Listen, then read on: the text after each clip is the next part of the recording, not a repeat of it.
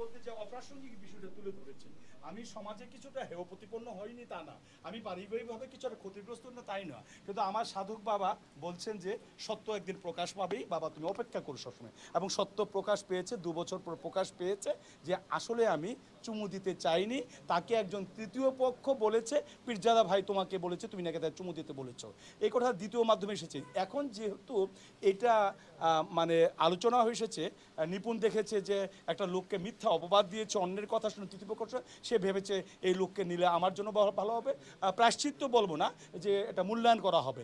আর একটু ভেবেছে যেহেতু তার অভিজ্ঞতা আছে বিভিন্ন কর্মকাণ্ডে সরকারিভাবে মানে প্রশাসনিকভাবে, তাই তাকে যদি আমার কমিটিতে রাখি তাহলে আমাদের কমিটিটা একটু ভালো, আর একটু ভালো হবে এবং তাকে দিয়ে কাজ করতে পারবো। তাই তার এই আবেদন আমাকে যে তার প্যানেলে নেওয়ার, আমি পরিবারবর্গের সাথে আলাপ করে, আমার স্ত্রীর সাথে আলাপ করেছি, আমার বড় ছেলে ব্যারিস্টার তার সাথে আলাপ করেছি, এবং তারা সিদ্ধান্ত দিয়েছে আমি নির্বাচনে অংশগ্রহণ করা। আমরা শিল্পী, আমরা আমাদের চিরস্থায়ী শত্রু বলতে কিছু নাই। আজকে আমি নায়ক, আপনি ভিলেন, কালকে আমি ভিলেন, আপনি নায়ক, যেমন চরিত্রে তেমন আমাদের বাস্তবতা হয়, আমাদের বন্ধু সবাই, আমাদের শত্রু নেই। তাহলে এই যে চুমুর কথাটা বললেন যে আনুষ্ঠানিক সংবাদ সম্মেলনে সে প্রাসঙ্গিক বিষয় অপ্রাসঙ্গিক কথা বলে ফেলেছে এবং আপনি সামাজিকভাবে পারিবারিকভাবে একটা হেয় প্রতিপন্নের শিকার হয়েছেন, তাহলে এই যে আপনার ঘটনাটা যে মিথ্যা, সেটাও কি আসলে একটা সংবাদ সম্মেলনে বলা উচিত ছিল না সবাইকে, যে আসলে ঘটনাটা মিথ্যা? আসলে সংবাদ সম্মেলনটা কিন্তু আমাকে চুমু কাহিনী নিয়ে সাংবাদিক সম্মেলন হন, আপনারা জানেন, আপনাদের অনেকেই এখানে ছিলেন প্রেস ক্লাবে। সেটা হয়েছিল নির্বাচনে একটা আচরণবিধি লঙ্ঘন করেছিল বলেছিল জায়েদ খান, টাকা দিয়েছে, সেটা নিয়ে প্রাসঙ্গিকভাবে আসতে যে অপ্রাসঙ্গিক বিষয় এসেছে, যে হ্যাঁ প্রধান নির্বাচন কমিশন আমার উপর পক্ষপাতিত্ব করছে, তাকে চুমু দিতে দেয়নি বলে এই বিষয়টা এসেছে। এর জন্য সেটাকে আমি বেশি মাথায় নিয়ে, তবে আমি প্রতিবাদ করেছি। আমি জানি যে সত্য প্রকাশ পাবে, সেও বুঝতে পারে, যেহেতু শিক্ষিত সেও বুঝতে পারবে এবং সে তার বিশ্লেষণ করার ক্ষমতা আছে, সে বুঝতে পেরেছে। তাই আমি এটাকে সেই খারাপভাবে নিয়ে নিই, সত্য প্রকাশিত হয়েছে, এইটা আমার নির্বাচনে আসার একটি বিষয় তা কিন্তু না। আমি নির্বাচনে এসেছি যেহেতু আমি সরকারি চাকরি থেকে রিটায়ারমেন্টে গিয়েছি, এখন চুক্তিভিত্তিক আছে, চুক্তিভিত্তিকের ক্ষেত্রে সকল সরকারি নিয়ম বিধান পালনীয় নয়, সেহেতু আমি চাই যে এই বয়স থাকতে আমি আমার এই ক্ষমতা থাকতে কিছু কাজ করার জন্য। আপনারা জানেন যে আমাদের মুসলমান যারা, তাদের হজ করতে হয়, আমরা কিন্তু অনেক সময় ভাবি যে হজটা শেষ বয়সে করব।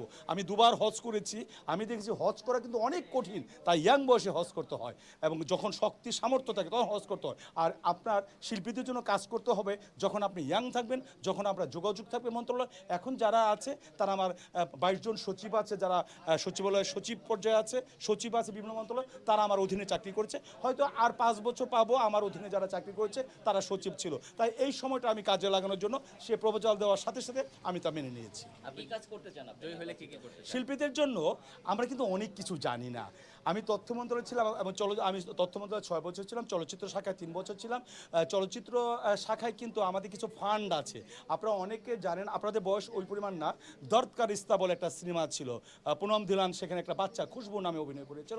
দর্দকার ইস্তার যিনি প্রযোজক ছিলেন, তিনি এই সিনেমাটা বাংলাদেশ সরকারকে দিয়ে দিয়েছিলেন, যেটা এখানে যতগুলি চলবে সব অর্থ আমরা নেব না, এই অর্থ আপনাদের কাছে থাকবে, এবং আমাদের কয়েক কোটি টাকা আছে এটা তথ্য মন্ত্রণালয়, এই টাকা দিয়ে দুস্থ শিল্পীদের, অসুস্থ শিল্পীদের সাহায্য করবেন। এবং এই টাকা আমি জেনে দেখে আমি তৎকালীন সচিব নাজমুল আহমেদ সিদ্দিক স্যারকে বলি, স্যার আমাদের একজন অভিনেতা, আপনারা জানেন যে আহমেদ শরীফ নামে একটা বিখ্যাত অভিনেতা ছিলেন, তিনি ভারতে একটা অভিনয় করতে গিয়ে ঘোড়া থেকে পড়ে গিয়েছিলেন, তার হাড়গুলো ভেঙে গিয়েছিল, ওই সময় তাকে ওই ফান্ড থেকে 70,000 টাকার ব্যবস্থা করেছিলাম, এবং আমি যে দিয়ে এসেছিলাম এই টাকাগুলি থেকে আমি শিল্পীদের জন্য আনতে পারবো। আরেকটা হলো আমাদের জানেন যে তথ্য মন্ত্রণালয় থেকে কয়েকটি অনুদানের ছবি বানানো হয়, আমি কয়েকটি সিনেমা করার আমি সাজেশন দিব, এবং এই জন্য আমার নায়ক ফেরদৌসের সাথে আলাপ হয়েছে, সে বলেছে পিরজাদা ভাই আপনার থাকলে ভালো, আমাকে হ্যাঁ ভাই তোমার সাথে আমি আছি, তোমাকে দিয়ে আমি এই শিল্পী সমিতির সবাই যিনি অংশগ্রহণ করতে, শিল্পী সমিতি বলে 570 জন করতে পারে, এর জন্য 2-3টা সিনেমা আমি আনতে পারবো। কালচার মিনিস্ট্রি কিন্তু বিভিন্ন সংগঠন, দুস্থ শিল্পীরা বিভিন্ন সংগঠনকে অর্থ দেওয়া হয়, এখানে আমি কালচার মিনিস্ট্রি আমি ছিলাম 2001 থেকে 2003 পর্যন্ত, সেখানে কিন্তু বিভিন্ন সংগঠনকে 2 লক্ষ টাকা থেকে 20 লক্ষ টাকা দেওয়া হয়। আমাদের এই চলচ্চিত্র শিল্পী সমিতি কিন্তু একটা সংগঠন, সেখানেও কিন্তু আমরা নিয়ে আসতে পারবো। সেখানে যে সচিব আছে যে খলিল, সে আমার অধীনে তথ্য অর্থমন্ত্রী চাকরি করেছে, তাকে ধরে আমি নিয়ম নীতি ফেলে এগুলো আনতে পারবো। তাই আরেকটা হলো আমাদের শিল্পীদের বিভিন্ন জায়গায় দাওয়াত কিন্তু কম হয়, ব্যবসায়ীরা আসে, বিভিন্ন তালিকা যে আছে বিভিন্ন মন্ত্রণালয়, সেই তালিকায় আমাদের শিল্পীদের নাম বিভিন্ন মন্ত্রণালয়ে আমি ঢোকানোর চেষ্টা করব। জাতীয় প্রোগ্রামগুলিতে আমাদের শিল্পীরা সম্মানিত হবে যে তারা জাতীয় প্রোগ্রামে গিয়েছে, যেখানে মাননীয় প্রধানমন্ত্রী মহামান্য রাষ্ট্রপতি ছিলেন। এটাও কিন্তু আমাদের অবস্থানগত দিক দিয়ে, আমাদের মর্যাদার দিক দিয়ে অনেক বাড়বে। আচ্ছা, আপনার অধীনে করা বিএমটিসিতে চলচ্চিত্র শিল্পী সমিতির নির্বাচনটি ছিল শেষ নির্বাচন, জি। এবং সেই নির্বাচনে আলোচিত বলি সমালোচিত বলি এই নিপুণ আক্তারের প্যানেলই সেখানে হয়েছিল, যেখানে নিপুণ আক্তারের চেয়ার মামলা পর্যন্ত করে কোর্টের স্টে অর্ডার আসলো, কিন্তু এরপরেও নিপুণ আক্তার সাধারণ সম্পাদক হিসেবে সেখানে দায়িত্ব পালন করলেন। তা আপনি যেখানে যেই প্যানেলের জন্য আলোচিত হলেন বা সমালোচিত হলেন, সেই প্যানেলটিকেই কেন পছন্দ করলেন? আমার কথা বলবো, আমি তো বলছি যে আমাদের পার্মানেন্ট শত্রু নেই, আমরা শিল্পী, আমাদের মন উদার হওয়া দরকার। আমার বিরুদ্ধে অভিযোগ ছিল সে, তারপর আমি তো যে রায় দিয়েছি ওটা কিন্তু আপিলও বহাল রয়েছে, আপিল না, সেটা যখন রিকাউন্টের ব্যবস্থা সব বহাল রয়েছে। তারপর আপিল কমিটিতে গিয়েছে, আপিল কমিটি সবসময় নির্বাচন কমিশনের উপরে তারা সিদ্ধান্ত দিয়েছে, এবং তারা কিন্তু রেজাল্ট নিয়ে সিদ্ধান্ত দেয়, তারা দিয়েছে একজনের প্রার্থিতা বাতিল করেছে, ওটা তাদের ব্যাপার। এবং তারা যেহেতু ঊর্ধ্বতন কমিটি, তাদেরকে ব্যাপারে আপত্তি করার আমার কিছু নয়, তাদের ব্যাপারে কিছু বলার আমার নেই, এটা একমাত্র আদালতে যেতে পারে। আদালত গিয়েছে এবং আদালতে চলমান আছে, আদালত যে রায় দিবে, হাইকোর্টে রায় দিয়েছে, সুপ্রিম কোর্টে যে রায় দিবে সেটাই বহাল থাকবে। তাই আমি গিয়েছি এই কারণে, আমি দেখলাম মোহাম্মদ কলি ভাইয়ের মতো একজন মানুষ এসেছে, যিনি শিল্পী সমিতির এই কক্ষটি বড় করেছেন, শিল্পীদের স্বার্থ দেখেছেন। উনি যে স্বাস্থ্য মন্ত্রণালয়ে কাজ করেছেন, সেখানে অসংখ্য শিল্পীকে অভিনয় করার সুযোগ দিয়েছেন, তাই তিনি কাজ করতে পারবেন।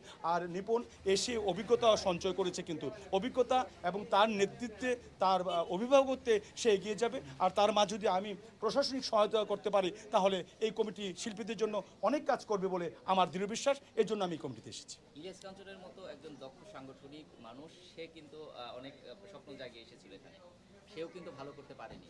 তো এইখানে মাহমুদ কুলি সাহেব ভালো করবে, এটা আপনি কিভাবে এটা দেখেন? সকল মানুষ সমান না, সকল মানুষের অভিব্যক্তি সমান না, সকল মানুষ সঠিকভাবে বলতে পারে না, অনেক অনেক জ্ঞানী কথা বলতে পারে না, আবার আমার মতো অনেক মূর্খ আছে যারা অনর্গল কথা বলতে পারে। এরকম মাহমুদ কলি ভাই হলো কর্মঠ ব্যক্তি একটা, মাহমুদ কলি ভাই হলো একজন সর্বজন স্বীকৃত। ইলিয়াস কাঞ্চন ভাইয়ের মধ্যে একটি জড়তা ছিল, ইলিয়াস কাঞ্চন ভাইয়ের বিরুদ্ধে অনেকে অভিযোগ করতো যে উনি সালাম দিলে সালাম নেন না, বা এই সমিতিকে যেভাবে নিয়ে করা কথা ছিল, যেভাবে সবাইকে নিয়ে করা ছিল, উনি সেইভাবে করেননি। উনি কয়েকটি পদ বাতিল করেছেন, যেটা সভাপতি হিসেবে আমি যদিও ওই প্যানেলে নির্বাচন করছি, এটাকে আমি সঠিকভাবে দিয়ে নেই। ইলিয়াস কাঞ্চন ভাই অনেক পরিবর্তন করতে পারতেন, ইলিয়াস কাঞ্চন ভাই দুই পক্ষকে ডেকে আদালত পর্যন্ত না গেলেও চলতো, ইলিয়াস কাঞ্চন ভাই সেই দায়িত্বটা পালন করেননি। এবং উনি অনেক কথা বলেছেন যেটা একটা শিক্ষিত লোক বলা উচিত না, তিনি বলছেন জায়েদ খান এখন জাতিসংঘ ছাড়া কোথাও যেতে পারবে না। এই কথাগুলি ইলিয়াস কাঞ্চন ভাইয়ের মতো একটা বিজ্ঞ ব্যক্তির মাধ্যমে আসাটা ঠিক হয়। যেমন আপনারা তো নিজেরাও দেখেছেন, ইলিয়াস কাঞ্চন ভাই কিন্তু সর্বজন শ্রদ্ধার পাত্র ছিল, এবং তার নিরাপদ সড়ক আন্দোলন কিন্তু এটা বিশ্বে একটা আলোড়ন সৃষ্টি করেছে। কিন্তু তার এই বিতর্কিত কয়েকটা সিদ্ধান্ত, শিল্পী সমিতির সভাপতি নির্বাচন হওয়া কিন্তু তার পূর্বের সকল প্রশংসাকে, সকল কৃতিত্বকে ম্লান করে দিয়েছে। তাই কিন্তু কলি ভাই সেটা হবে না বলে আমার বিশ্বাস, তার সাথে আলাপ করে বুঝেছি। আর আমরা তো আমরা মানুষের সাথে 2 মিনিট আলাপ করলে বুঝতে পারি কার দ্বারা কি হবে, কার দ্বারা কিছু হবে না, কে এগিয়ে যাবে, কে পিছিয়ে থাকবে। সকল সভাপতি কিন্তু এগিয়ে যায় না, পিছিয়ে থাকে। অনেক সভাপতিকে সাধারণ সম্পাদক এগিয়ে নিয়ে যায়, আবার অনেক সভাপতি আছে সাধারণ সম্পাদককে টেনে নিয়ে যায়, এবং মাহমুদ কলি ভাই সেই সভাপতি পদপ্রার্থী যিনি সবাইকে টেনে নিয়ে যেতে পারবে। শেষের দিকে প্রশ্ন করি একটা, সেটা হচ্ছে গত নির্বাচনে অনেক সমালোচনা হয়েছে, এই ভেবে কিন্তু অনেকেই এই নির্বাচন থেকে সরে গিয়েছে, আর সেইখানে আপনাকে ঘিরে অনেক সমালোচনা হয়েছে, তারপরও আপনি এগিয়ে এসেছেন। এর মানে কি আপনি আলোচনায় থাকতে চান? না, আলোচনায় থাকার মতো কিন্তু আমার কিছু নেই।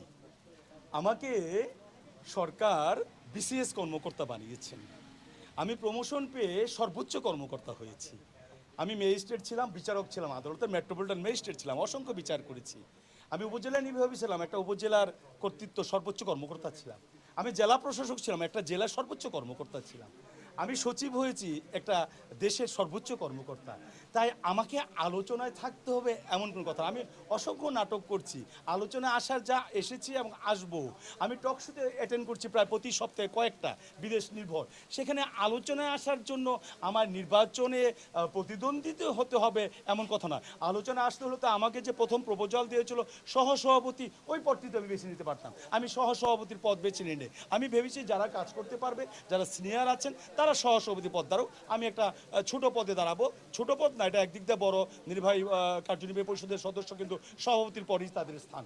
আমি এসেছি আলোচনায় থাকার জন্য না, আমি কাজ করার জন্য এসেছি। আলোচনা থাকলে তো আরেকটা চুমুর মতো আরেকটা কাহিনী বলে দিতাম, আমি 2 বছর আলোচনা থাকতাম। যা সম্মান তো গিয়েছি, আর তো নতুন করে সম্মান যাওয়ার নেই। কয়লার তো ময়লা যাওয়ার কোনো সম্ভাবনা নেই। আরেকটা চুমু কাহিনী বা অন্য কাহিনী করতাম, তাতেই তো আলোচনা থাকতাম। তাহলে তো এই নির্বাচনে এসে আলোচনা করতে হবে। আমার জাতীয় নির্বাচনে অনেকে বলেছে আমি জাতীয় নির্বাচনে যাইনি, 3 বছর হয়নি। 3 বছর হলেও আমি জাতীয় নির্বাচনে যাওয়ার আমার সম্ভাবনা নেই, আমার ইচ্ছে নেই। তাই আলোচনা আসলে জাতীয় নির্বাচনে নিয়ে আলোচনায় আসবো। একটা ব্যাপার যে অনেকেই জানতে চেয়েছে যে নিপুণের সাথে আপনার সম্পর্কটা আমার স্বাভাবিক হলো কিভাবে, অনেকে কৌতূহল রয়েছে এটা।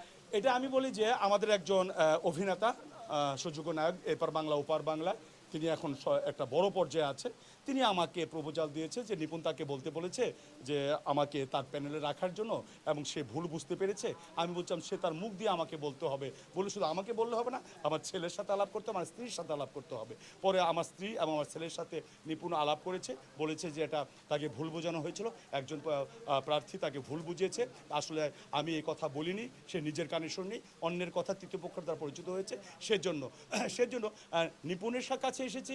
আমার মনে হয়েছে নিপুণ কাজ করতে পারবে, আর নিপুণের অভিভাবক যদি মাহমুদ কলি ভাইয়ের মতো একটা সুযোগ্য ব্যক্তি থাকে তাহলে কাজ করতে পারবো। কাজ করতে হলে 2টি পদের কাজ করতে হবে বেশি, সবচেয়ে কাজ করতে হয় সেক্রেটারি, সাথে সাথে সভাপতি। দুজন যদি একই সাথে কাজ না করে কোনো সংগঠন কিন্তু এগিয়ে চলবে না। এই 2টা পদ সবচেয়ে বেশি ইম্পর্টেন্ট। আমি ভেবেছি 2টি পদেই দুজন ভালো ব্যক্তি আছে, তারা কাজ করতে পারবে, এবং তাদেরকে আমি আইন কারণ বুঝিয়ে দিতে পারবো। একজন শিল্পীকে কিভাবে বাতিল করতে হয়, কিভাবে বাতিল, ওটা বৈধ হয়েছে কিনা অবৈধ হয়েছে কিনা, সে বিষয়টা বুঝিয়ে দেবো। আরেকটা বলছি, আমি কাদা ছোড়াছুড়ির মধ্যে নেই, এবং আমি নির্বাচিত হওয়ার পর আর একটি সদস্যকে বাতিলের তালিকায় হতে দেব না। আমি এটা প্রতিবাদ করব। নিপুণ আক্তার আপনার প্যানেলের সাধারণ সম্পাদক, এই হিসেবে আপনি তাকে পছন্দ করেছেন। তো নায়িকা হিসেবে নিপুণকে কেমন লাগে আপনার? নায়িকা হিসেবে আমার চেয়ে তো সরকার পছন্দ করে বেশি। কেন আপনারা জানেন যে জাতীয় চলচ্চিত্র পুরস্কার পেয়েছে সে 2বার, এবং সেই পুরস্কার কিন্তু সরকার এককভাবে দেয়নি। সেখানে পরিচালক সমিতির একজন সদস্য ছিলেন, সেখানে অভিনেতাদের একজন সদস্য ছিলেন, ক্যামেরাম্যানদের একজন সদস্য ছিলেন, মেকআপম্যানদের একজন সদস্য ছিলেন। সবাই মিলে জুরি বোর্ড তাকে কিন্তু 2বার প্রধান চরিত্রে তাকে নির্বাচিত করেছে। তাহলে তো অভিনেত্রী হিসেবে সে অনেক ভালো। এবারে নির্বাচন, গত নির্বাচনে তো অনেক কাদা ছোড়াছুড়ি হয়েছে, এবারে নির্বাচন কি মনে হয় এখন পর্যন্ত আপনার কতটা সুষ্ঠু? হ্যাঁ, এবারও কাদা ছোড়াছুড়ি হতো। আপনারা জানেন যে তালি দিতে হলে 2 হাতের সক্রিয় লাগে। আমি প্রথমে বলেছি আমি এই প্যানেলের সদস্য হব তখনই যখন আমরা কাদা ছোড়াছুড়ি করব না, আমি কারো বিরুদ্ধে বলবো না, ওই প্যানেলের বিরুদ্ধে বলবো না, আমার পক্ষে বলবো আমি এই করবো ওই করবো, আমি এই ভালো ওই ভালো, কিন্তু সে খারাপ এটা বলা যাবে না। আপনারা দেখেছেন আমার প্যানেল থেকে কিন্তু এখন পর্যন্ত কাকে আক্রমণাত্মকভাবে কোনো কিছু বলেনি। যদিও শিল্পী হেলেনা জাহাঙ্গীরকে নিয়ে আক্রমণাত্মক কথা বলেছে, কিন্তু হেলেনা আমার বিরুদ্ধেও বলেছে, আমি কিন্তু একটি কথাও বলিনি, আমি বলবো না, কেন সত্য তো প্রকাশ পাবি। আমি হেলেনা জাহাঙ্গীরও বলেছি যে না, বলার দরকার নেই, আমরা শিল্পী তো, কালকে তো আমরা আবার এক হয়ে যাব। তাই এই কাদা ছোড়াছুড়ি বন্ধ হওয়ার কারণে আমাদের মাঝে কিন্তু এখন মামলা নেই। আমি 10 বছর ছিলাম যখন নির্বাচন কমিশনের, 1 বছর প্রধান নির্বাচন, মামলা কিন্তু হয়েছে, মামলা কাগজ এসেছে। যেহেতু আমি আদালতে ছিলাম তাই কোন মামলার কাগজের কী মূল্য সেটা দেখে আমি মামলাকে প্রশ্রয় দিইনি, যেহেতু মামলা ওই পর্যায়ে যায়নি, কারণ মামলার স্টেজগুলি আমি জানি যে কোনটা কোন স্টেজ। তাই এবার কিন্তু এখনও পর্যন্ত মামলা হয়নি, আর তো মাত্র মাঝে একটি দিন আছে আগামীকাল। ইনশাল্লাহ ভালো হবে, সৌহার্দ্যপূর্ণ হবে। এবং এবার যেহেতু অমিক্রনের প্রাদুর্ভাব নেই, করোনার প্রাদুর্ভাব নেই, স্কুল কলেজ মাদ্রাসা মসজিদ বন্ধ নেই, সেহেতু সবাই ঢুকতে পারবে, পরিচালক প্রযোজক, এবং একটা আনন্দঘন পরিবেশে সেলিব্রিটিদের এই নির্বাচন হবে বলে আমার বিশ্বাস, এবং সবসময় হয়েছে, ইতিপূর্ব হয়েছে। আপনি বলছেন পরিচালক প্রযোজকরা ঢুকবে, কিন্তু আমরা দেখেছি যে গতকাল পর্যন্ত কিন্তু পরিচালক প্রযোজকদের ঢোকার বিরুদ্ধে একটা নিষেধাজ্ঞা ছিল। এটা আমার কেন জানি বিশ্বাস হচ্ছে না। আপনাদের কাছে শুনেছি কেন, গতবার একটা কারণ ছিল, গতবার কিন্তু 28 তারিখে ইলেকশন হয়েছে, 28শে জানুয়ারি, 20 তারিখে একটা সার্কুলার জারি করেছিল মন্ত্রিপরিষদ, মাননীয় প্রধানমন্ত্রীর অনুমোদন করবে, মহামান্য রাষ্ট্রপতির অনুমোদন করবে, যে 100 জনের বেশি কোথাও লোক সমাগম হতে পারবে না। ওই সময় মসজিদ বন্ধ ছিল, মন্দির বন্ধ ছিল, স্কুল বন্ধ ছিল, কলেজ বন্ধ ছিল। ওই সময় এই এফডিসি কর্তৃপক্ষ আমাকে অনুমতি দিয়েছিল ইলেকশন করার জন্য, 100 জনের বেশি রাখবেন না স্যার, এবং এখানে শিল্পী ছাড়া, যারা ভোটার তারা ছাড়া আসতে পারবে না। এর জন্য ওই সময় এই ব্যবস্থার কারণে তখন মাস্ক পরা আমাদের বাধ্যতা। এখন অনেকেরই মাস্ক নাই, কিন্তু তখন মাস্ক না পরে কিন্তু সাজা হতো, আপনারা জানেন এটা। হ্যাঁ, এখন তো মাস্ক অনেকের নাই, যদিও এখনও পরার নিয়ম আছে, কিন্তু বাধ্যবাধকতা।